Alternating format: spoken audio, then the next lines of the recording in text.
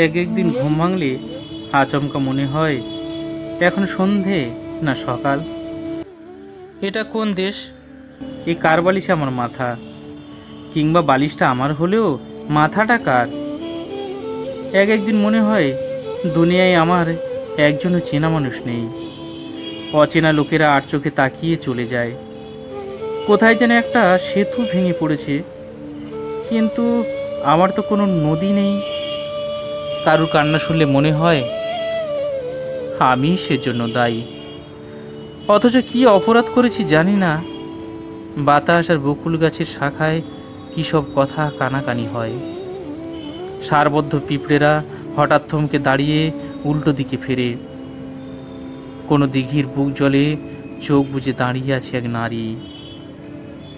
তার চোখ খোলার প্রতীক্ষায় কেটে যায় অনন্তকাল।